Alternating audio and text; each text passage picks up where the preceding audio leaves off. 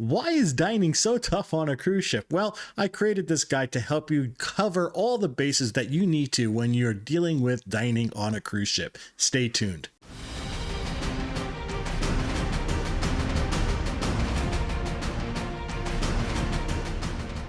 Hi everyone, Rob from Sea-kers, and today we are going to be talking about dining and all the little ins and outs about dining that a lot of longtime cruisers understand and kind of really know how to navigate themselves around, that I would like to kind of impart upon all the first-time cruisers, some not very familiarized cruisers, and kind of give you some really good pointers on what you would want to do when you're dealing with dining on a cruise ship and when you're trying to plan for dining and what you should do when you get on the ship and little things that you can do while you're in the dining room to kind of make your experience there a little bit better. So let's get into that. But before we do, I want to thank each and every one of you folks who have become a member of this Cruise Seekers community.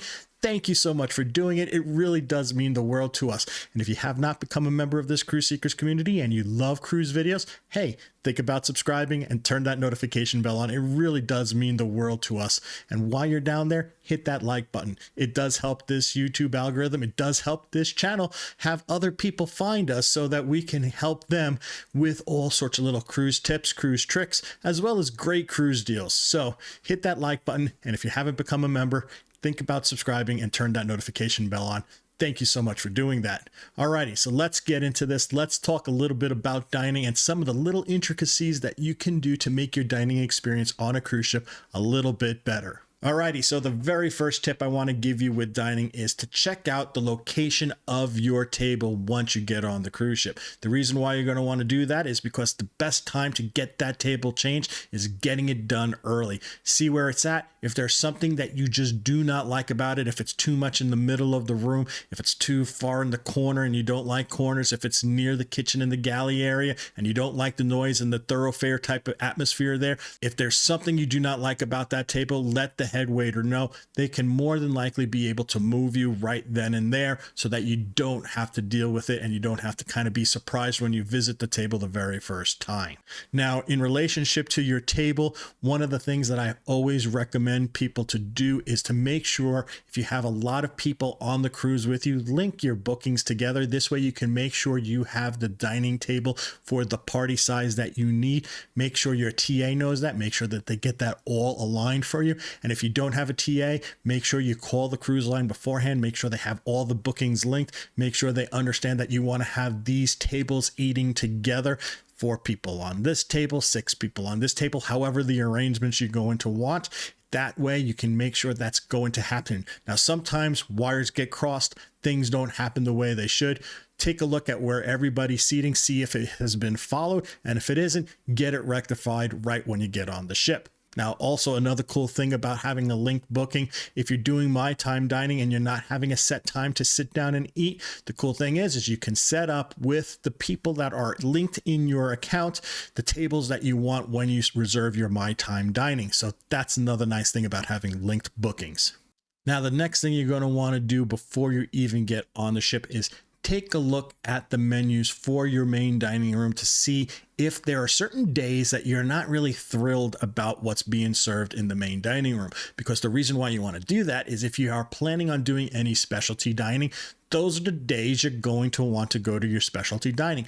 Look that all over ahead of time, figure out, oh, this is the day that I'm not really happy about going to the main dining room. That could be the day you go to the steakhouse. Oh, and then on this day, I'm not really happy with it. That could be the time you go to the Italian restaurant. So definitely take a look at all your main dining menus beforehand so you know exactly what days you want to go to specialty dining. There's nothing worse about going to a specialty dining when you realize, oh shoot, the main dining room today is serving beef Wellington and I'm missing that and I'm going to the specialty dining. So do that legwork ahead of time. Understand the menus before you even get on the ship. And another thing about the menus too, when you're looking over the menu, when you're sitting in the main dining room and you're kind of not sure exactly what you want to try, ask your waiter. They will let you know what are some of the things that are really, really good that evening, so it can help you make that choice a little bit easier.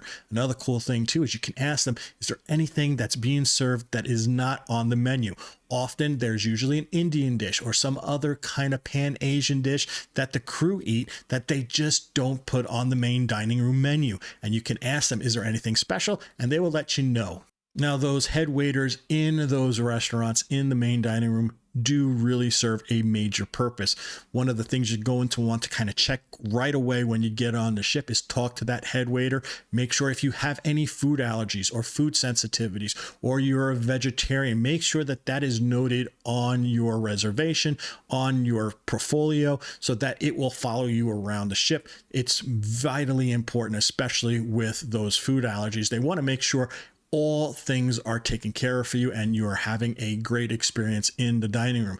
And also, if you had an exceptional meal in the main dining room, if something was very good, let those head waiters know. One time I had an exceptional crab cake. I let the head waiter know. I say, wow, that was a great crab cake, probably one of the best I've ever had on a cruise ship. And guess what? That crab cake showed up on day 2 and day 3 for me as well, when it wasn't even on the menu.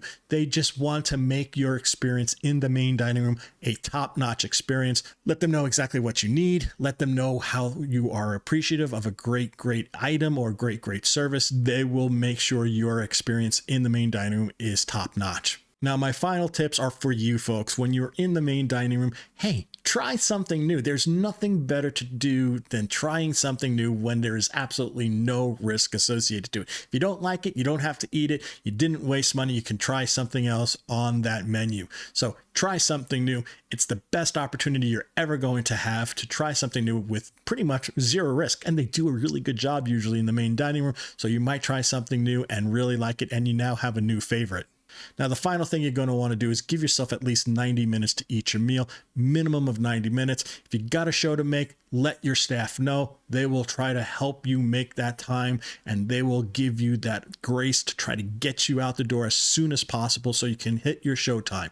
Now, don't try to push it. Don't try to get in there around in 60 minutes and say, I got to go to a show in an hour. That can be really tough. Give yourself at least 90 minutes. So there you go, folks. Those are some of my dining trips to make your dining experience on a cruise ship just a little bit better. I hope you enjoyed this video. If you did, hey, give it a big thumbs up. I really do appreciate that. It does help that YouTube algorithm find this channel.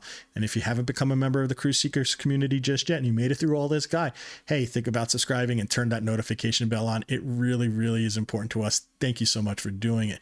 And give us some comments down below. Let us know of any other kind of really quick tips that you want to give people about dining to make their dining experience better. We love comments. We love engaging with you folks in the comments section.